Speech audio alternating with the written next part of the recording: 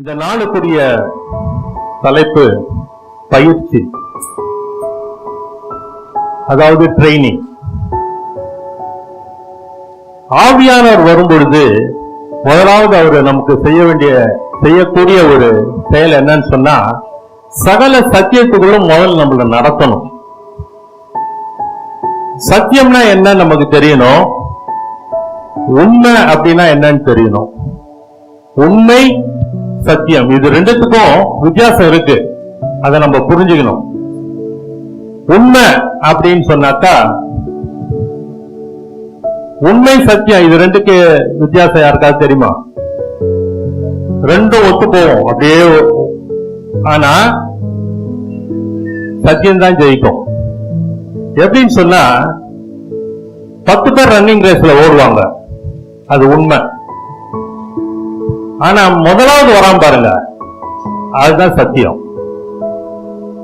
அதுக்கு மாற்று கருத்தே இருக்காது. அப்போ என்னன்னு சொன்னா, சத்தியம் தான் ஜெயிக்கும். சத்தியமேவ ஜெயதே, அதுதான் எல்லா இடத்துலயும் போட்டிருப்பாங்க. சத்தியத்தை ஒண்ணும் பண்ண முடியாது. இந்த சத்தியத்துக்குள்ள நம்மளை நடத்தணும். இதை நடத்தக்கூடியவர் யாருன்னா பரிசுத்த ஆவியானவர் தான். அவருக்கு தான் நம்மளை எப்படி பயிற்சி கொடுக்கணும்னு அவருக்கு தெரியும். அவர் தான் நம்மளை நடத்தணும். இன்னைக்கு அநேக ஆன்டி பேசும்போது கூட சொன்னாங்க, உலகம் ஒரு யுத்த களம், அதுள்ள நம்ம காலை வைக்கிறோம். யுத்தத்துக்குள்ள காலை வைக்கும் பொழுது பயிற்சி இல்லாம நம்ம யுத்தத்துக்குள்ள காலை வைக்க முடியாது. பயிற்சி நமக்கு தேவை. சண்டை செய்யணும்னு சொன்னா அந்த சண்டைக்குரிய பயிற்சி நமக்கு தேவை. ஒரு சாதாரண நபர் போய் சண்டை செய்ய முடியாது. இதுக்காக தனி பயிற்சிகள் இருக்குது. உலகத்துல நம்ம வாழணும்னு சொன்னா அதுக்குரிய பயிற்சிகள் இருக்கு. ஒரு குடும்பம் நடத்தணும்னா அதுக்குரிய பயிற்சிகள் இருக்கு. பல விதமான இக்கட்டான சூழ்நிலைகளை நாம் சந்திக்க வேண்டும் என்று சொன்னால் அதுக்குரிய பயிற்சிகள் இருக்கு. அதுக்குரிய மனதிடம் நமக்கு உண்டாகும்படியாக அதுக்குரிய சில பயிற்சிகள் இருக்கு. இல்லைன்னு சொன்னா மக்கள் சோர்ந்துடுவாங்க. சோர்ந்துட்டா எங்க போயிடும்னா, பிசாசு டக்குன்னு யூஸ் பண்ணிடுவான். நீ என்னத்துக்கு வாழ்ந்து என்ன பண்ண போற, நீ இப்ப தற்கொலை பண்ணிக்கொண்டுவான். அவன் சுலபமா முற்றி வீழ்த்துன்னு போயிடுவான். அதனாலதான் ஆவியானவர் வரும்பொழுது சகல சத்தியத்துக்குள்ள நம்மளை நடத்துவார்கள். சகல சத்தியமும், சத்தியத்தை நம்ம அறியணும்னு சொன்னாலும், சத்தியத்துக்காக நிலை நிற்கணும்னு சொன்னாலும் நமக்கு பயிற்சி வேண்டும். ஏன்னா அது சாதாரணமான ஒரு விஷயம் இல்ல, கடினமான ஒரு பாதை, வழி நெருக்கமும் இடுக்கமுமான வாசல். வேற திட்டம் தெளிவுமாய் சொல்லுது, கேட்டுக்கு போகிற வாசல் விசாலமா இருக்கும். அதுக்கு பயிற்சியே தேவையில்லை, அதுவே பயிற்சி கொடுக்கிறோம். மனிதனுக்கு செம்மையாய் தோன்றுகிற வழிகள் உண்டு சொன்னாங்க, ஆனா அது முடிவு மரண வழிகள். அந்த மரண வழியிலிருந்து ஜீவ வழிக்கு கொண்டு வரணும்னு சொன்னா மனிதனை முழுவதுமாய் மாற்றணும், பயிற்சி கொண்டு வரணும், அவனை பயிற்சிக்குள்ளாக நடத்தணும். இல்லை என்று சொன்னால் மனிதன் விழுந்து விடுவான். இந்த பயிற்சி என்னன்னு சொன்னா, மாம்சத்துக்குரிய பயிற்சி மட்டுமல்ல, ஆவிக்குரிய பயிற்சியும் உண்டு இதுல.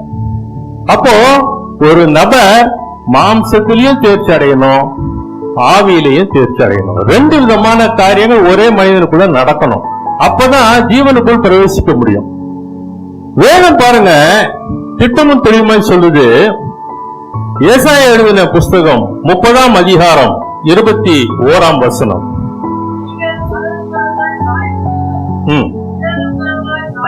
சாயும் பொழுதும் வழி இதுவே, இதிலே நடவுங்கள் என்று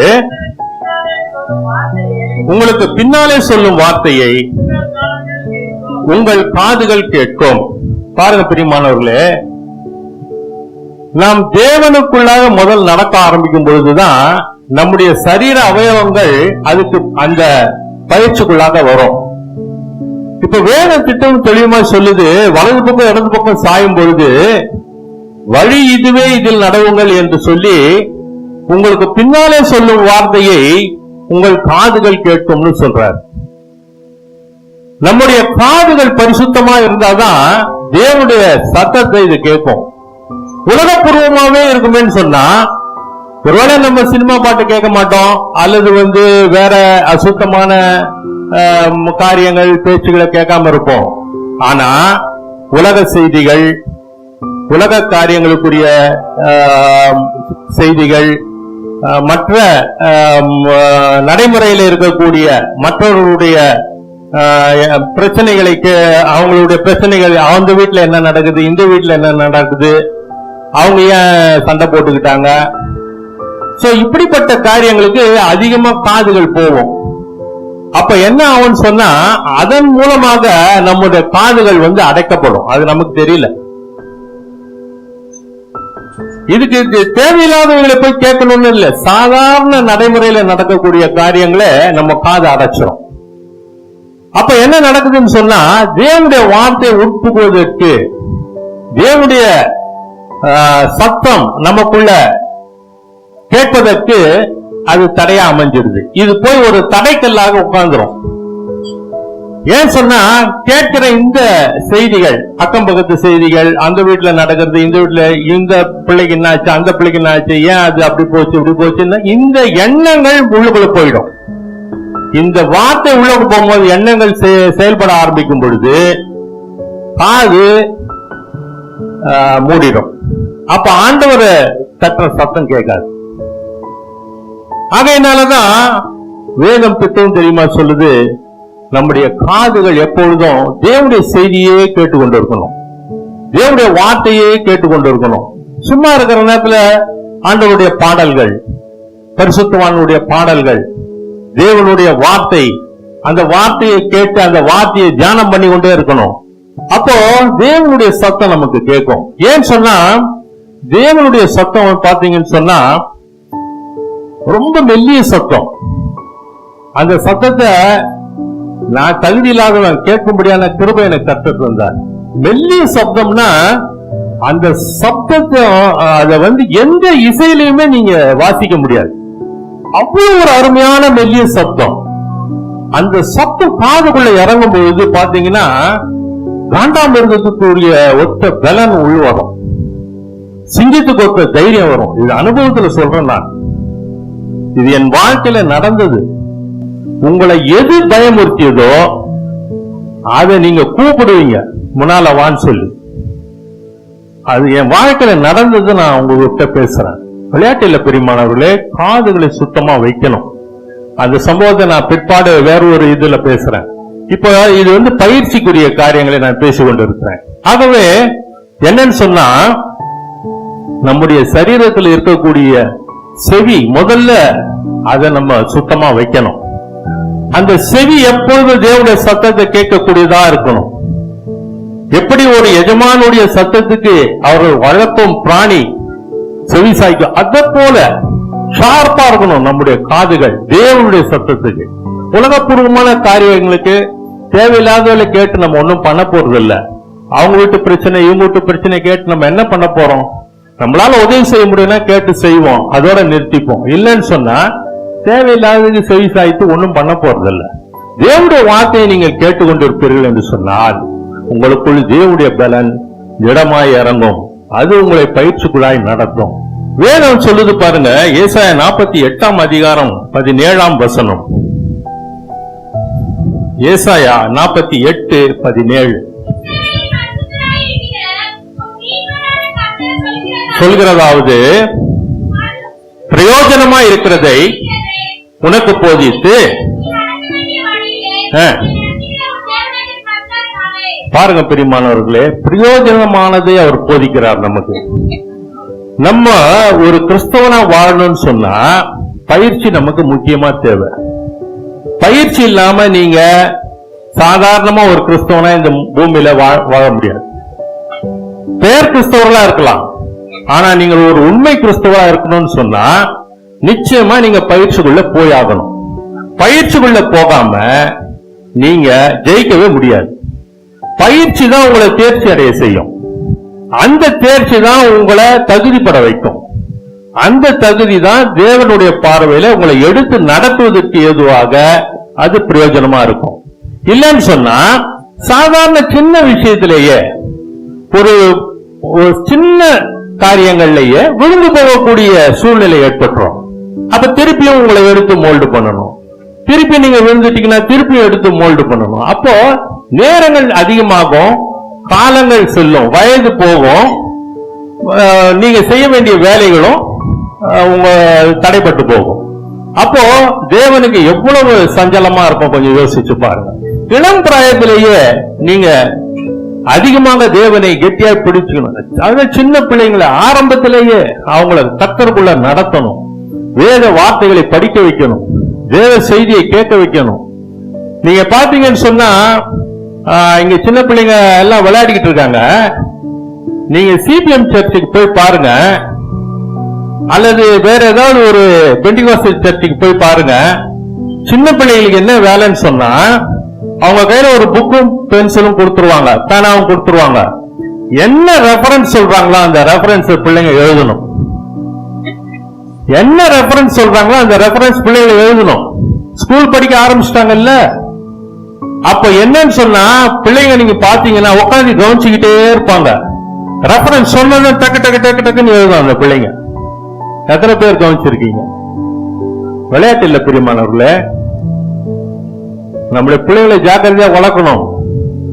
இந்த உலகத்துல பெரிய ஆள் ஆயிடலாம், ராஜ்யத்துக்குள்ள போலன்னு என்ன பிரச்சனை? யாரு அவன் நம்மள கேள்வி கேட்பான், உனக்கு அறிவு இருக்குதா பண்ணுவான். நம்ம எங்க வச்சுக்கிறது முகத்தை? கொஞ்சம் யோசிச்சு பாருங்க. பிள்ளைகளை தேவனுக்குள்ளாக பயிற்சிக்குள்ளாக வளர்க்கணும். சாதாரண விஷயம் இல்ல பிரியமானவர்களே.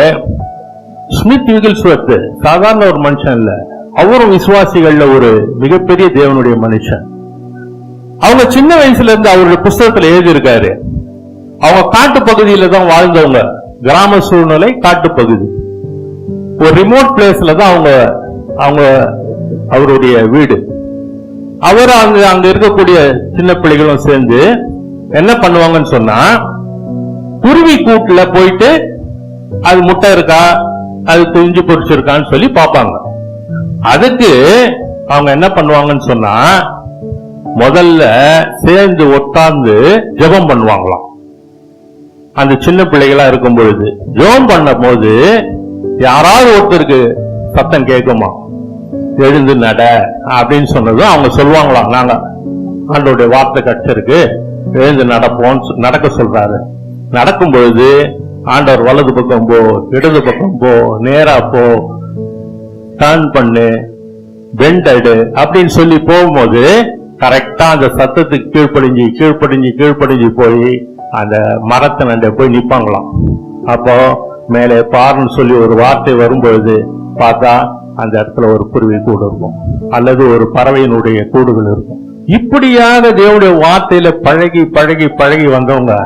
ஸ்மித் விகில்ஸ்வர்த் சாதாரண மனுஷர் அல்ல. அவரை குறித்து எத்தனை பேர் கேள்விப்பட்டிருக்கீங்க எனக்கு தெரியல. 25 மரித்து போனவர்களை உயிரோடு எழுப்பிய ஒரு நபர், சாதாரண மனுஷன் இல்ல. அவங்க ஒய்ஃப் கூட இறந்து போயிட்டாங்க, அவங்களுக்காக ஜெபம் பண்ணி அந்த அம்மா உயிரோட கொண்டு வந்துட்டாங்க. கொண்டு வந்த பிற்பாடு அவங்க கிட்ட பேசி, எதுக்கு என்ன கூப்பிட்டீங்க, வர வச்சீங்க, ஆண்டவர் சமூகத்தில் இருந்தனே அப்படின்னு சொல்லும் போது அவங்க அவர் என்ன பண்ண, இல்லம்மா நீ இல்லாம நான் என்ன அந்த கதைலாம் வேணாம், நான் மோல அங்கதான் போறேன், நீங்க பின்னால வாங்கன்னு சொல்லி அவங்க என்ன மோல அனுப்புங்கன்னு சொல்லி திருப்பி அவங்க அனுப்பிச்சு விட்டாரு, போயிட்டாங்க. அப்படியாக வாழ்ந்த ஒரு நபர், சாதாரண விஷயம் இல்ல பிரியமானவர்களே. எப்படிப்பட்ட ஒரு வாழ்க்கையா இருக்கும் கொஞ்சம் யோசித்து பாருங்க. டஃப் மேன், பிளம்பர் தான் அவரு, ஒரு சாதாரண பிளம்பர், டஃப்பா இருப்பாரு. அவர் டீல் பண்ணும் போது கூட அவருடைய புத்தகத்தில் எழுதியிருக்காரு, பிசாசுகளை உரட்டும் பொழுது கூட டஃப்பா டீல் பண்ணுவார். சாதாரண இல்ல பிரியமான. பயிற்சி நமக்கு ரொம்ப முக்கியம். நம்ம பேர் கிறிஸ்தவர்களா இருந்து பிரயோஜனமே கிடையாது. தேவையில்லாம உலக மக்களோட போய் நம்ம போய் பள்ளத்துல இறங்குறதுல என்ன பிரயோஜனம்? கிறிஸ்துவுக்காக வைராக்கியம் உடையவர்களாய் வாழணும்னு சொன்னா டஃப்பா இருக்கணும். டஃப்பா இருக்கிறதுனாலதான் நீங்க பாருங்க, சாத்ராக் மேஷாக் ஆபேத்நேகோ எப்படிப்பட்ட ஒரு சூழ்நிலையில அவங்க நின்னாங்க. தானியேல் சிங்க கெபி தரக்கும் பொழுதே கீழே சிங்கம் மேல வந்து தொகைக்கு வாயை காட்டிட்டு கீழே இறங்குற அளவுக்கு பசியில் இருக்கு. அப்பவும் அவங்க டஃப்பா நிக்கிறாங்க. பயிற்சி கர்த்தரால் ஆகும். கீழே சிங்கம் காத்துன்னு இருக்குது, எதிர்க்கை எரிகிற அக்கினி சூளை, இவங்களுக்கு தெரியுது அது பசி அடங்கிடும், இந்த எரிகிற அக்கினி பனித்துளி ஆயிடும்னு. எப்படிப்பட்ட ஒரு பயிற்சி உள்ள ஒரு வாழ்க்கை வாழ்ந்திருக்கிறாங்க அவங்க. அததான் ஆண்டவரும் நமக்கு சொல்றாரு, பயிற்சி நமக்கு தேவை. பயிற்சி இல்லாமல் நீங்கள் எதிலுமே தேர்ச்சி அடைய முடியாது பிரியமானவர்களே. வேதம் சொல்லுகிறது பாருங்கள், எரேமியா 6:16 ஆண்டவர் என்ன சொல்றார் பாருங்க. எரேமியா 6:16, வழிகளில் நின்று பூர்வ பாதைகள் எவை என்று கேட்டு விசாரித்து நல்ல வழி எங்கே என்று பார்த்து அதிலே நடவுங்கள். அப்பொழுது உங்கள் ஆத்துமாவுக்கு இளைப்பாறுதல் கிடைக்கும் என்று கர்த்தர் சொல்கிறார். அவர்களோ நாங்கள் அதிலே நடக்க மாட்டோம் என்கிறார்கள். ஆமா, அது கீழ்ப்படியாமையின் பிள்ளைகள். மேல பாருங்க, ஆண்டவர் என்ன சொல்றாருன்னா, வழிகளிலே நின்று பூர்வ பாதைகள் எவைகள் என்று கேட்டு விசாரித்து நல்ல வழி எங்கே என்று பார்த்து அதிலே நடவுங்கள்ன்றார். பூர்வ பாதைகள்னா இப்ப நம்ம பேசி கொண்டிருக்கோம் பாருங்க, தானியேலு, சாதராக், மேஷாக், ஆபேத்நேகோ, யோசேப்பு, இவங்கெல்லாம் பூர்வ பாதைகள். ஆபிரகாம் விசுவாசிகளின் தகப்பன். சாதாரண விஷயம் இல்ல பிரியமானவர்களே. 75 வயசுல சொல்றாரு, 100 வயசு வரைக்கும் காத்திருக்கிறார். 70 வயசு 80 வயசு குழந்தை பெற்றுக்கொள்ளக்கூடிய வாய்ப்பே கிடையாதுங்க. 90 வயசு ஆகி போயிடுச்சு. 99 வயசு வரைக்கும் ஆபிரகாம் தேவனை பார்க்கல. வெறும் சத்தம் மட்டும்தான், வெறும் காதுல அவர் சொல்றதை கேட்டு விசுவாசித்து நடக்கிற ஒரு மனுஷன். ஒரு சத்தம் கேக்குது, அவர் சொல்றது நமக்கு ஒரு பலனா இருக்குது, ஆகவே விசுவாசி நடக்கிறார். அந்த சத்தம் தான் நமக்கும் கேட்கணும். இன்னைக்கு நம்முடைய காதுகள் எப்படி இருக்குது கொஞ்சம் யோசிச்சு பாருங்க. பயிற்சி அடையணும் பிரியமானவர்களே. தேவனுடைய சத்தத்துக்கு நம்முடைய காதுகள் பயிற்சி அடையணும். நம்முடைய வீட்டுல வளரக்கூடிய செல்ல பிராணின்னு பாத்தீங்கன்னு சொன்னா, வீடு ஒரு இடத்துல இருக்கும், ஓனருடைய வண்டி சப்தம் வரும்னு சொன்னா டக்குன்னு அது காது அப்படி தூக்கிடும். எத்தனை பேர் கவனிச்சிருக்கிறீங்க? அது அந்த அளவுக்கு ஷார்ப் ஆகுது. அப்ப நம்மளுடைய தேவன் நமக்காக நடந்து எழுந்துட்டார், நடந்து வர்றாரு அப்படின்னு சத்தம் நம்ம கேட்டதும் நம்முடைய காதுகள் ஆயத்தமாகணும். பூர்வ பாதைகளை பாருங்க, அதை விசாரிங்க, அது எப்படிப்பட்டதா இருக்கிறது. ஆண்டவராக இயேசு கிறிஸ்து வந்துட்டாரு, நம்முடைய ஆத்துமாக்காக தான் அவர் இறங்கி வர்றார். அந்த ஆத்துமாவுக்கு இளைப்பாறுதல் வேணும்னு சொன்னா பூர்வ பாதைகளை நம்ம விசாரிக்கணும், தேவனுடைய சத்தத்தை கேட்கணும். வேதம் சொல்வது பாருங்க, 1 கொரிந்தியர் 9ஆம் அதிகாரம் 25ஆம் வசனம். 1 கொரிந்தியர் 9, எல்லாவற்றிலேயும் இச்சையடக்கமாய் இருப்பார்கள், அப்படி செய்கிறார்கள். நாமோ அழிவில்லாத கிரீடத்தை பெறும்படிக்கு அப்படி செய்கிறோம். பாருங்க பிரியமானவர்களே, பந்தயத்து போடாத யாவரும் எல்லாவற்றிலேயும் இச்சை அடக்கம். இச்சை அடக்கம் என்பது வெறும் சரீர மாம்ச இச்சை மட்டும் அல்ல, சாப்பிடுறதுல கூட நம்ம இச்சை அடக்கமா இருக்கணும். நம்ம ஒரு கல்யாண பந்தியில போய் உட்கார்றோம். குறிப்பா எனக்கு இது அதிகமா நடக்கும். என்னன்னு சொன்னா, பக்கத்துல இருக்கிறவனுக்கு நல்லா விழும் கறி துண்டுகள். எனக்கு விழும்போது பாத்தீங்கன்னா பெருசா இருக்கும், ஆனா எலும்பா இருக்கும்.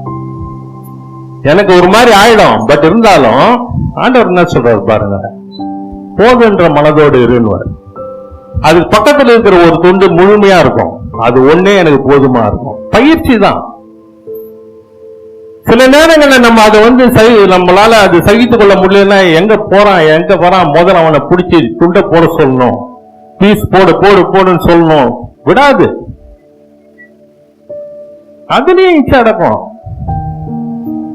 அதுலயும் பொறுமை வரணும். நமக்கு என்ன இலையில விழுதோ, அதனால நான் பார்த்தேன், அதுக்கு முன்னால என்ன பண்ணிடுவோம், போடுறதுக்கு முன்னாலே ஜோம் பண்ணிடுவோம், ஆண்டவரே இந்த இலையில நல்ல பீஸ் விழணும்பா. என்ன மாதிரி விழும் தெரியுங்களா? நீங்க சும்மா அப்படி ஜோம் பண்ணிட்டு விட்டுருங்க, கர்த்தர் செய்வார். சில நேரத்துல சோதிப்பதற்காக ஜோம் பண்ணோம் உள்ள அப்படின்னு இருக்கும். பொறுமையா இருந்துருங்க. ஒரு 2 போகட்டும், 3 போகட்டும், 4வதுல இருந்து பாருங்க எப்படி மாற்றங்கள். பயிற்சி. நம்முடைய தேவன் நம்முடைய ஜெபத்தை கேட்கிறாரா இல்லையா, நாம அவருக்கு பிரியமா இருக்கிறோமா, சின்ன விஷயங்கள்ல இருந்தே நீங்க ஆரம்பிக்கலாம். நான் சில நேரத்துல டைம் ஆயிடும், வீட்டுல சொல்லியிருப்பாங்க கறி வாங்கினு சொல்லுவாங்க, நேரம் ஆயிடும். சர்ச்சில் என்ன பண்ணுவேன், இங்க இருந்தே ஒரு சிலுவை போடுவேன். எனக்கு என்ன தேவை, லெக் பீஸ் தேவை, அது அங்க நிக்கணும் ஆண்டவரை. இங்க இருந்தே ஒரு சிலுவை போட்டோம்னா அது அங்க அப்படியே நிக்கும், அது வியாபாரமே ஆகாது. இது நடந்த காரியங்கள் நான் பேசுறது. ஒரு முறை நான் இதை எப்படி கத்துக்கிட்டேன்னா, நான் சாதாரணமா உளவுபூர்வமான வேலைகள் தான் செய்துட்டு இருக்கேன். அப்ப நான் மந்தவெளியில ஆபீஸ், பாடி முத்தா புது நகர்ல உள்ள வேலை, ஆவடி முத்தா புது நகர்ல உள்ள வேலை. அப்ப அங்க போயிட்டு நான் என்ன பண்ணிட்டேன், எப்பவுமே ஒரு ஹேண்ட்பேக் இருக்கும், அது உள்ள செக், கேஷ், ஆபீஸ் சம்பந்தப்பட்ட அனைத்து காரியங்களும் அது உள்ள இருக்கும். நாங்க சாயந்தரம் நேரம் ஆயிடுச்சு, ஒரு 5:30 மணி. சரி, ஒரு பஜ்ஜி டீ சாப்பிடுவோம்னு சொல்லிட்டு இந்த பேகை வச்சுட்டு பஜ்ஜி டீ சாப்பிட்டேன். அருமையான பஜ்ஜி சாப்பிட்டு முடிச்சேன், டீ அடிச்சேன், பேகை மறந்துட்டேன், வண்டி எடுத்துன்னு வந்துட்டேன். புரசவாக்கம் வந்துட்டேன். ஐநாவரம் டச் பண்ணிட்டு புரசவாக்கம் என்டர் ஆகணும். ஐநாவரத்துல டக்குன்னு பேக் ஞாபகம் வருது. எங்க இருக்கு? ஆவடி முத்தா புது நகர் உள்ள போனோம். ஆவடிக்கு உள்ள போனோம். என்ன பண்றதுன்னே எனக்கு தெரியல. டக்குன்னு ஆண்டவர் ஒரு யோசனை கொடுத்தார். இந்த பில்லி சூனியம் பண்றவெல்லாம் உட்கார்ந்த இடத்துல இருந்தே பண்றானே, நீ இங்க இருந்து என் நாமத்தில் ஒரு சிலுவையை போடாங்க பாரு அப்படின்னா, அங்க இருந்து சிலுவையை போட்டங்க. ஐநாவரத்துல இருந்து ஆண்டவரே அந்த பேகை காத்து கொள்ளுங்கன்னு ஒரு சிலுவையை போட்டு வண்டியை திருப்பினேன். நாங்க போகும்போது அவன் கடை மூடுறான். 8:30 மணி ஆயிடுச்சு. போய் பாக்குறேன், அந்த பேக் அதே இடத்துல இருக்கு. அல்லேலூயா. இது பயிற்சி. உட்கார்ந்த இடத்துல இருந்து ஒருத்தர் செய்யும் போது, ஏன் நம்முடைய தேவன் அவனை காட்டிலும் பெரியவரா இருக்கிறார். இதை நீங்க எப்படி புரிஞ்சுப்பீங்க? இப்ப நான் அப்படியே இதானா எப்படிப்பட்ட இதுவாகும் கொஞ்சம் யோசிச்சு பாருங்க. எல்லாம் கேஷ் அப்படியே இருக்கு. எவ்வளவு கும்பல், ஒருத்தர் கண்ணு கூட அந்த பை தெரியல. கர்த்தர் மூடி மறைக்கிறார். பிரியமானவர்களே, நடந்த காரியங்கள் தான். பயிற்சியில நீங்க நிறைய காரியங்களை பார்க்கலாம். வேதம் சொல்லுது பாருங்க, பந்தயத்து போனவரை யார் எல்லாவற்றிலும் இச்சடக்கமா இருப்பார்கள். ஏன்? நம்முடைய ஏமன் கோல் அது மேல இருக்கணும். ராஜ்யத்துக்குள்ள பிரவேசிக்கணும். கூட வரவங்க வரட்டும், அது வேற விஷயம். எல்லாரும் நாம் போலனா என்ன பிரயோஜனம்? அப்போ நம்முடைய கான்சென்ட்ரேஷன் ராஜ்யத்துக்குள்ள இருக்கணும். வேதம் சொல்லுது பாருங்க, கொலோசியர் 2ஆம் அதிகாரம் 19ஆம் வசனம். கொலோசியர் 2:19.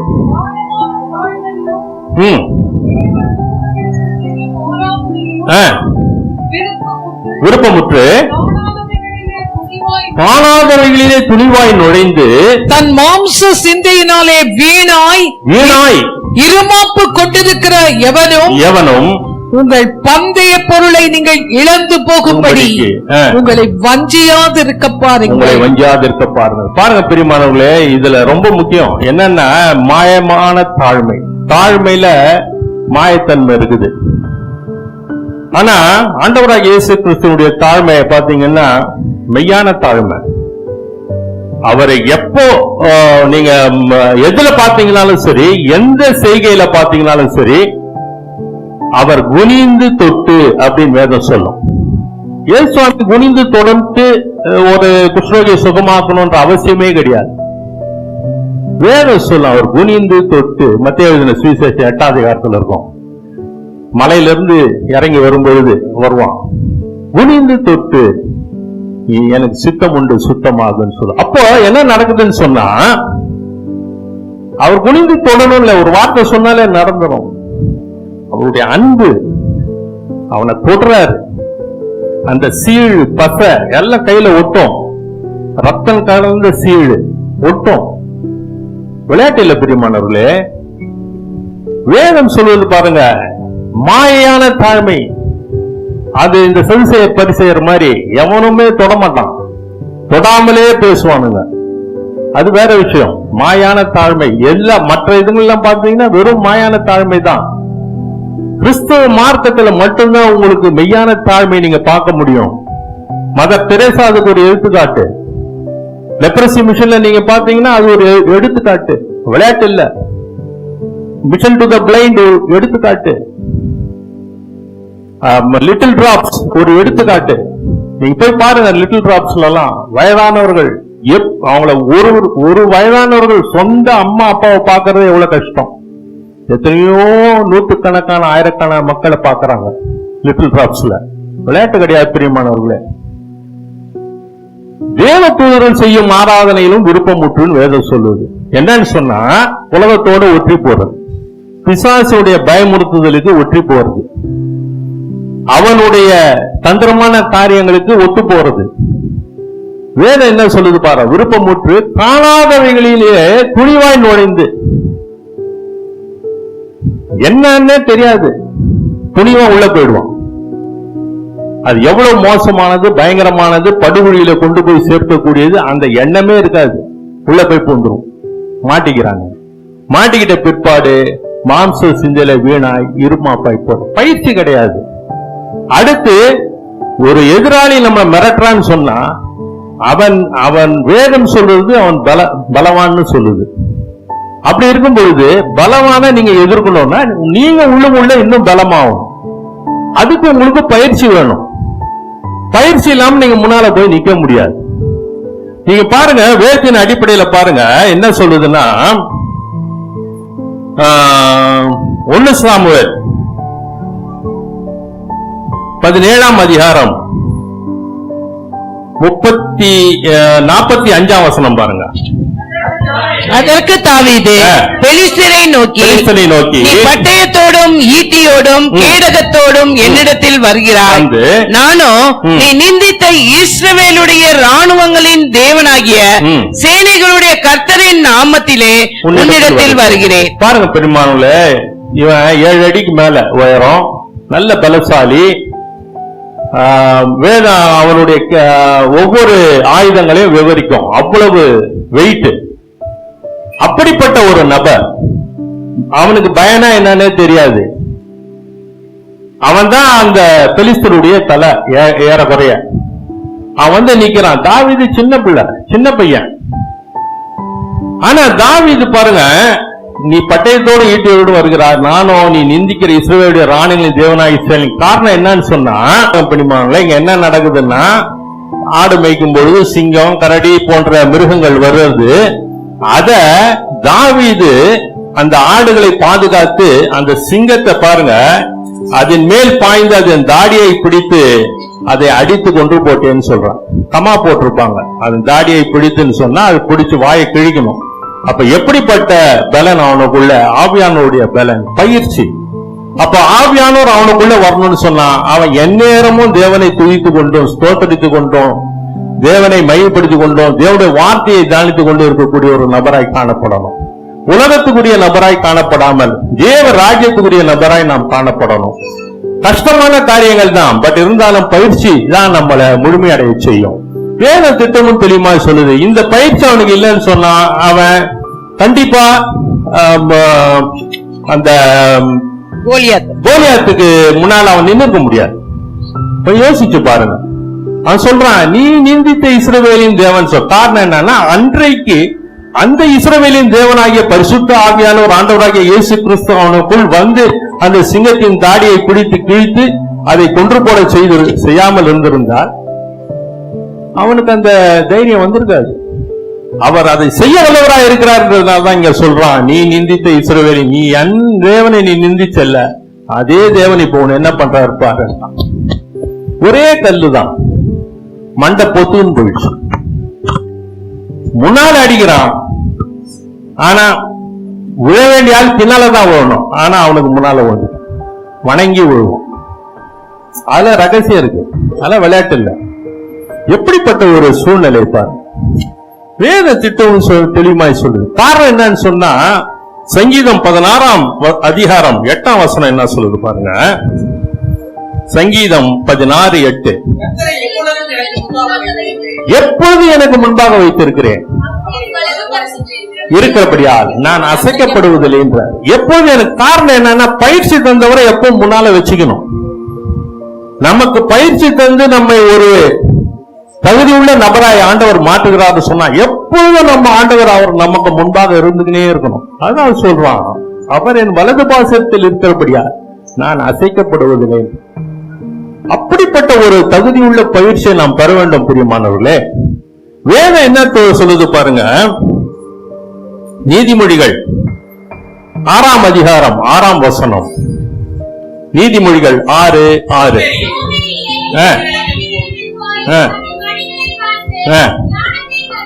ஞானத்தை கற்றுக்கொள். ஞானம் கர்த்தருக்கு பயப்படுகிற பயம். முதலாவது தேவனுக்கு பயப்படுகிற பயத்தை நமக்குள்ள வரணும், இருக்கணும். இல்லைன்னு சொன்னா அதை கேட்டு வாங்கணும். உலகப்பூர்வமா இருக்காத, அதான் சொல்றது. சோம்பேறியனா உலகப்பூர்வமா இருக்காத, ஆவிக்குரியவனா இரு, எப்பொழுதும் உற்சாகம் உள்ளவனா இரு.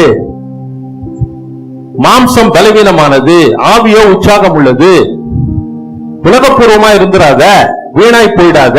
அதான் அது சொல்லுது, சோம்பேறியா இருந்துராத, நீ சுறுசுறுப்புள்ளவனா இரு. எறும்பை பாரு, அது எப்படி வெயில் காலத்துல தன்னுடைய உணவை சேர்க்குது, கோடை காலத்துல சேர்த்து குளிர்காலத்துல அது எப்படி சுகமா இருக்குது. அது போல இந்த பூமியிலே நீ என்ன தேவனுடைய வார்த்தையும் என்ன தேவனுடைய ஞானத்தையும் கர்த்தருக்கு பயப்படுற பயத்தையும் அவர் தருகிற கிருபைகளையும் பெற்று நீ இந்த பூமியிலே கோடை காலமா இருக்கக்கூடிய இந்த பூமியிலே நீ சேர்த்து வைத்து குளிர்காலமாகிய பரலோக ராஜ்யத்துல நீ போய் சேரும் பொழுது அங்க நீ சுகமா இருக்கணும். ஆகவே நீ சோம்பேறியா இருந்துராத. அதான் சொல்லுது வேதம்.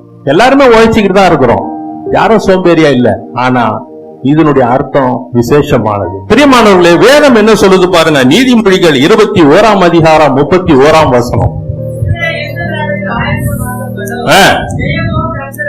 ஜெயமோ கர்த்தரால் வரும், குதிரை யுத்த நாளுக்கு ஆயத்தமாக்கப்படும். பாருங்க பிரியமானவர்களே, அங்க புள்ளி வச்சு கமா வச்சிருப்பாங்க, செமிகோலன் போட்டிருப்பாங்க. அப்படி என்ன சொன்னா, ஒரு குதிரைய யுத்தத்துக்கு ஆயத்தம் பண்ணணும். நம்ம தான் குதிரைகள். ஆடுகளா இருக்கக்கூடிய நம்ம ஆண்டவர் குதிரையா மாத்துறார். குதிரையா மாத்தி அவர் நம்மேல் சவாரி செய்து யுத்தத்துக்கு புறப்பட அவர் ஆயத்தமா இருக்கிறார். அப்ப இந்த குதிரைய யுத்த காலத்துக்கு ஆயத்தமாக்கப்படணும். குதிரையை டைரக்டா யுத்தத்துக்கு எடுத்துட்டு போயிட்டா கொஞ்ச நேரத்துல அது பசி வந்துடும், தண்ணி தாக எடுத்துரும். அது புல்லு எங்கன்னா இருக்குதான்னு கீழே மேய்ஞ்சதுன்னா மேல இருக்கிறவர் என்ன வருது, எதிராளி அடிச்சிருவான். அப்போ குதிரையை எந்த அளவுக்கு யுத்த பயிற்சி கொடுக்கணும் பாருங்க. வனாந்தரத்துல கூட்டிட்டு போவாங்க.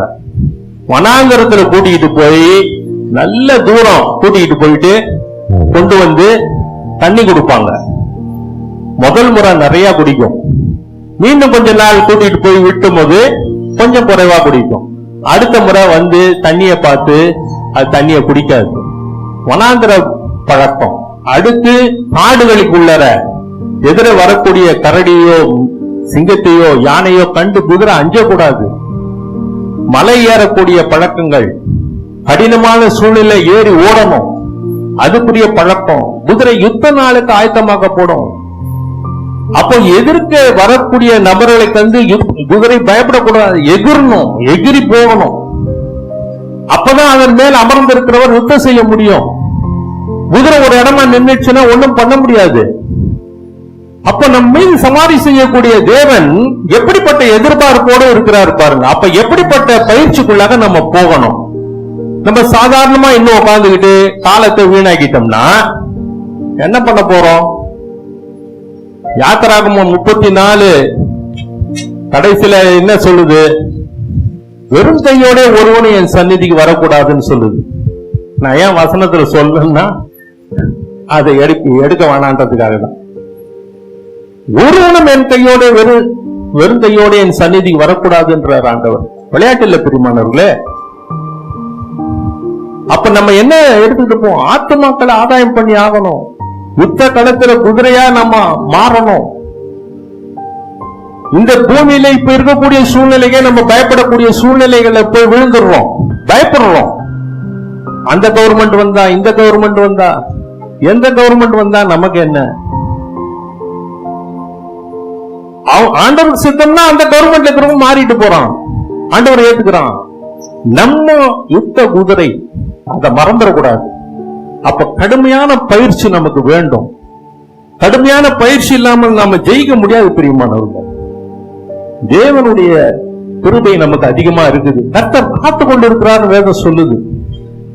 எதுக்காக காத்து கொண்டிருக்கிறார்? நமக்கு பயிற்சி கொடுப்பதற்காக, நம்மை ஆயத்தப்படுத்துவதற்காக. அவர் நமக்காக இறங்கி வருகிறார். அவர் பாருங்க, ஆண்டவராகிய இயேசு கிறிஸ்து இந்த பூமியில உலாவின நாட்கள்ல 12 சீஷர்களுக்கும் ஏறக்குறைய 3.5 ஆண்டு காலம் பயிற்சி. பயிற்சி கொடுத்த பிற்பாடுதான் முதல்ல 12 பேரும் அவர்களை வல்லமையினால் நிரப்பி அதிகாரம் தந்து நீங்க இன்னதை செய்யலாம்னு சொல்லி போய் செய்து பிராக்டிஸ் பண்ணி பாருங்க. போயிட்டு வந்து சொல்றாங்க, ஆண்டவரே முதல் முறை போயிட்டு வந்து சொல்றாங்க, இதெல்லாம் நடந்ததுப்பா, இதெல்லாம் சந்தோஷப்படுங்கள், பரலோக ராஜ்யத்தில் உங்க பெயர் எழுதப்பட்டிருப்பதற்காக சொல்றேன். அந்த பயிற்சி கொடுத்து கூட அதுல 2 பேரு மாட்டிட்டான், பேதுருவும் யூதாசும். பேதுருக்கு கிருபை கிடைச்சது, யூதாசு சுத்தமா போயிட்டான். அப்பனும் 12 சீஷர்கள் ஒரு ஆளு போயிட்டு இது பண்ணிட்டு வந்தான், பிசாசுகளை துரத்திட்டு வந்த நபர். பிரியமானவர்களே, கடுமையான பயிற்சி நமக்கு வேண்டும். பரிசுத்தக்குள்ளாய் நம்ம நடக்கணும். தேவனுக்கு பிரியமான காரியங்கள் நமக்கு நம்மிலே காணப்படணும். கடைசியாக வேதம் என்ன சொல்லுது பாருங்க. பிலிப்பியர் 3ஆம் அதிகாரம் 14ஆம் வசனம் 15ஆம் வசனம். பிலிப்பியர் 3:14-15. நம்மில் தேறினவர்கள் யாவரும் இந்த சிந்தையாய் இருக்க கடவோம். எந்த காரியத்திலாவது நீங்கள் வேறு சிந்தையா இருந்தால் அதையும் தேவன் உங்களுக்கு வெளிப்படுத்துவார். அது நல்லதா கெட்டதா என்று உங்களுக்கு வெளிப்படுத்துவார்னு வேதம் சொல்லுது. பெருமையானவர்களே, ஏக சிந்தையா இருக்கும். கிறிஸ்துவின் சிந்தையே நமக்குள் காணப்பட பயிற்சிக்குரிய காரியங்களில் ஈடுபட நம்மை தேவனுக்கு அர்ப்பணிப்போம். கர்த்தர் எடுத்து நம்மை பயன்படுத்தி ஆசீர்வதிப்பாராக. ஆமென்.